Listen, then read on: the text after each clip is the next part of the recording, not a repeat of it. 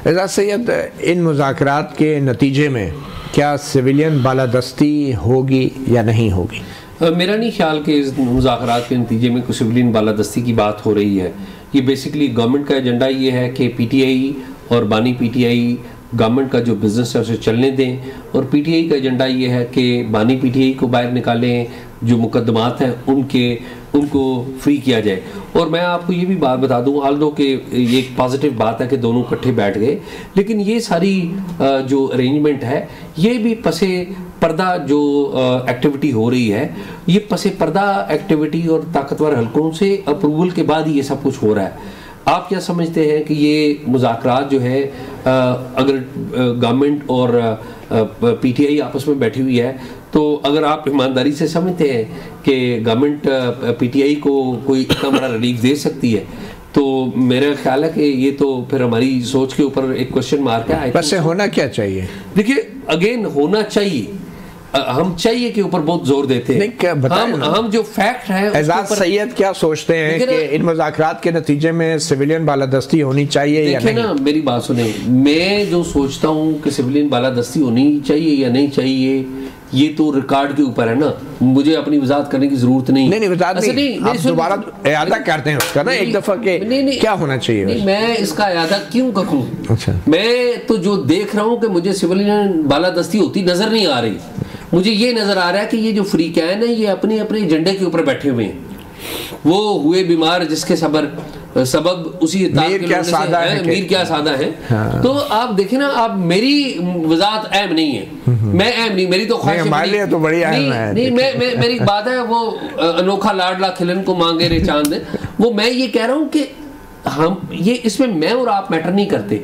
मेरा और आपका ऑनेस्टी के साथ सबसे पहली रिस्पॉन्सिबिलिटी ये है कि जो देख रहे हैं उसको बताएं, और लोग खुद डिसाइड करें। मैं आपको ऑनेस्टी से वैसे अगर लोग खुद डिसाइड करने का हक लोगों को मिल जाए और आज इलेक्शन हो जाए तो वजीर आजम कौन होगा? लोग जो खुद डिसाइड करेंगे, तो देखे ना, आप तो कह रहे हैं कि लोग खुद डिसाइड करें। अगर इलेक्शन हो जाए, फ्री एंड फेयर हो जाए, अगेन इसमें बात है कि रियलिटी का तकाजा ये है कि रियलिटी में there is no space of if and but in the life. ठीक है, रियलिटी क्या है? रियलिटी ये है, रियलिटी क्या है?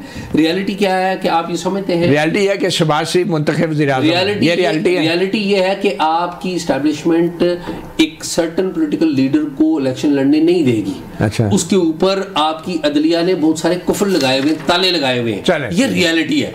एजाज सैयद साहब, एक आज़ादी राय सिर्फ मीडिया या सहाफ़ियों के लिए तो नहीं, हर शहरी के लिए, हर सियासी कारकुन के लिए, सियासी जमात, सियासतदानों के लिए होती है।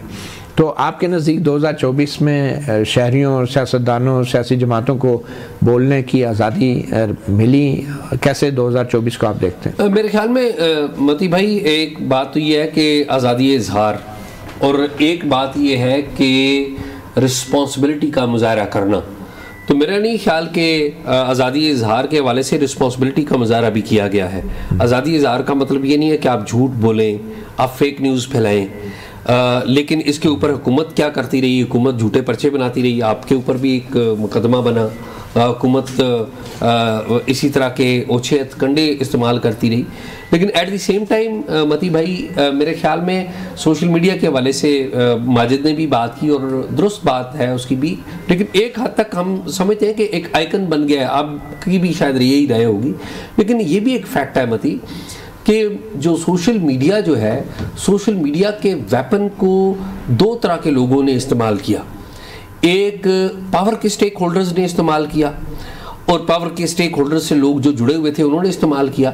दूसरा वो था जो सिक्काबंद जर्नलिस्ट थे, उन्होंने इस्तेमाल किया। अब मुख्तलिफ सियासी जमातों ने भी सोशल मीडिया के वेपन को इस्तेमाल किया है, इस्टेब्लिशमेंट ने भी वेपन को इस्तेमाल किया है, और मैं और आप भी सोशल मीडिया को इस्तेमाल कर रहे हैं। अब मामला क्या है? मामला यह है कि एस्टैब्लिशमेंट, आप इसे वेपन क्यों कह रहे हैं सोशल मीडिया को? जब आप इसे हथियार कहते हैं तो फिर तो इसके खिलाफ हर किस्म की कार्रवाई का जवाब बन जाता है। तो ये वेपन तो नहीं है, ये वेपन एक आवाम के लिए एक मीन है अपनी इज़हार राय का। आप इसको एक हथियार के तौर पे इस्तेमाल हुआ है। कुछ लोग इस्तेमाल करते हैं, लेकिन आप इसको वेपन तो ना कहें। कुछ लोग इसको इस्तेमाल करते हैं हथियार के तौर पे। देखें ना, वो जो लोग इस्तेमाल करते हैं वो आपसे और मुझसे और हम लोगों से बहुत ज्यादा पावरफुल है। एग्जैक्टली, वो उसे वेपनाइज करते हैं, लेकिन मुझे और आपको तो इसको एज अ वेपन नहीं देखना चाहिए। देखिए मैं और आप ना, ये तो राइट है, लोगों का हक है। मती भाई बात ये है कि आप बेशक ना देखें, लेकिन उस वेपन से लोगों के जो दिमाग खराब किए गए, वो आपने कितने लोगों को, आप क्या समझते हैं कि आपके चैनल ने या आपकी प्रेजेंस ने या हम लोगों की जो जर्नलिस्ट है उन्होंने कितने लोगों को इफेक्ट किया है, या उन लोगों ने जिन्होंने इस सारे चीज को वेपनाइज किया है। मामला ये है वेपनाइज किया गया, आई एग्री, तो लेकिन इसको हमारी तरफ से ये नहीं कहना चाहिए कि ये वेपन है। नहीं, लेकिन मैं ये कह रहा हूँ कि ये वेपन बन गया ना, क्योंकि हमारे पास तो कुछ लोगों ने इसको किया है ना। तो मती भाई वो कुछ लोग नहीं है, वो ऑर्गेनाइज्ड लोग हैं। आप और मैं उतने ऑर्गेनाइज नहीं है ना, मेरे और आपके पास इतने। अब मुझे ये बताया ना कि ये जो वाल लग गई है उसमें बाज जो चैनल्स हैं उनको प्रमोट किया जाएगा और किया जा रहा है, बाज को रिड्यूस किया जा रहा है। तो ये क्या हो रहा है बेसिकली? आप ना माने वेपन है, उन्होंने वेपन के तौर पे इसे इस्तेमाल करना और उसकी फ्रीक्वेंसी कहाँ पे बढ़ानी है, कहाँ पे कम करनी है, वो शुरू कर दी। लेकिन हमें तो इसकी मुखालफत करनी चाहिए कि इसको एज अ वेपन यूज नहीं करना चाहिए और ना ही इसको वेपन समझना चाहिए। लेकिन ऐसे भी नहीं होना चाहिए। देखिए ना, एक होता है चाहिए और एक होता है रियलिटी। मैं आपको रियलिटी की बात बताऊं, आइडियलिज्म में चाहिए कि नहीं, देखिए ना, आप रियलिटी एज अ रिपोर्टर तो चाहिए, लेकिन एज अपनी असेसमेंट और एनालिसिस में अपनी राय भी देनी चाहिए कि क्या ऐसा करना दुरुस्त भी है। वो ऐसा तो मती भाई बात ये है कि ये इसको जस्टिफाई तो हम नहीं कर रहे, मैं तो आपको बता रहा हूँ कि हकीकत में क्या व्हाट इज रियलिटी। हम माने या ना माने, आप कैसे देख रहे हैं 2024 में मीडिया के साथ क्या हुआ, और आप समझते हैं कि मीडिया कभी रिकवर कर पाएगा? बहुत से, जैसे कि एजाज सैयद ने भी एक बात की, जो ताकतवर हल्के हैं उन्होंने अपने प्लेटफॉर्म में, हमारी इस्टेब्लिशमेंट भी अब मीडिया के इस बिजनेस में आ गई है, तो इस चीज़ को आप कैसे देख रहे हैं? देखिए, एक तो बड़ा सेटबैक हुआ है कि अदलिया कमज़ोर जो हुई है, उससे जो है वो अदलिया मीडिया की आज़ादी पे भी कदर आई।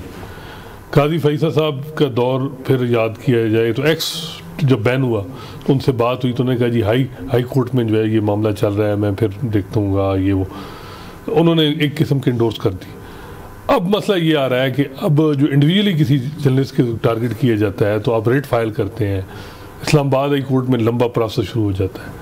वो जो टाइम था, हम देखते हैं माजी में अतर मिनल्ला साहब का टाइम था कि जी आपने कोई सहाफ़ी के साथ अगर कोई नोटिस आया तो फ़ौरन उसको सस्पेंड कर दी, चाहे वो इस साइड का नज़रियात की एक साइड पे था, दूसरा क्योंकि तकसीम तो है अनफॉर्चुनेटली जो भी सहाफ़ियों में और नज़र तो, लेकिन वो रिलीफ मिलते। अब जो मसला आ रहा है अब सहाफ़ियों के लिए वो ये है कि अदलिया से उनको कोई रिलीफ नहीं मिलना, और तंजीमें जो सहाफ़ती तंजीमें हैं वो भी उस तरह नहीं है जो हम देखते हैं कि सोशल मीडिया पे अगर किसी के साथ कोई किसी का अगर कोई मसला हो रहा है तो वो अभी इस रियलिटी को ही नहीं मान रहे। वो कहते हैं कि जी अभी हम जो है वो उस सहाफ़ी के साथ हैं जो यानी प्रिंट मीडिया या जो भी, अव्वल तो उस तरह हमारी तंजीमें भी इफेक्टिव नहीं रही हैं जिस तरह बार इफेक्टिव नहीं है। सब बार, अब आपको याद होगा कि जब पीटीआई का दौर था तो बार एक्टिव थी, बार ने नेशनल एक जर्नलिस्ट डिफेंस कमेटी बना दी थी, जो जर्नलिस्ट के साथ जो होता था तो वो वकील भी उसको एंगेज करा के दिया। बार के भी इंटरेस्ट डिफरेंट हो गए। देखिए, बार हो गई वकला की तंजीमें, ये दूसरी जर्नलिस्ट की तंजीमें, तो वहाँ खामोशी है। तो बहुत बड़ा चैलेंज है, और मेरा ख्याल है कि इसमें अब यही कोशिश तो ये की जाए कि जो प्रोफेशनल जर्नलिस्ट हैं वो कम से कम अब आवाज़ बुलंद करें और एक चीज़ पे कोई कम से कम एक प्रेशर बनाएं ग्रुप, ठीक, क्योंकि ये तंजीमें जो फ़िलहाल जो मौजूद हैं उनसे कोई ऐसा आप कहेंगे जी कोई डेटर्स बनेगा, वो मुमकिन नहीं है।